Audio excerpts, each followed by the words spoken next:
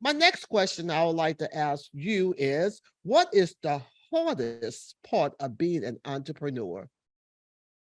The hardest part is, I always say, when you're the owner and you're the president and you're in our kind of game with government contracting and all this, a lot of people get to leave, and when they turn the light off at the end of the day, or they don't even have to be the person to turn the light off at the end of the day, and they leave, they get to leave that stuff at work.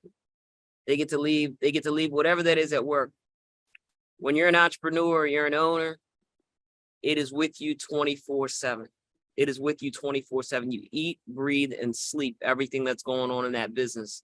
And I try to quantify it by saying, there's the good reasons that keep you up at night, and then there's the not so good reasons that keep you up at night, right? Something's gonna keep you up at night at some point, and you find ways to be able to deal with that.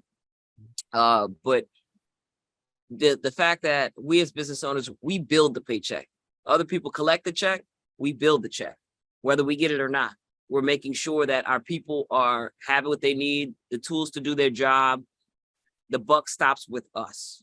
And so that's a crucial difference when, yeah, I have to make my paycheck, but I have to make the paycheck for everybody around. I got to make sure that we're collecting. You got to have every function of the business. My daddy always said there's three parts to this business, right? Especially federal contracting, but anywhere. There's getting the work, there's getting the work done, and then there's getting paid for the work, right? Oh, yeah. So they're three very different functions. And when you're the owner and you're the person that is the buck starts and stops with you, you got to make sure that all three functions are humming. So what are you doing? And you have to figure out, what are you doing to make sure that each function is executing well, and communicating in between all three. And so it sounds easy sometimes, it ain't. It ain't easy.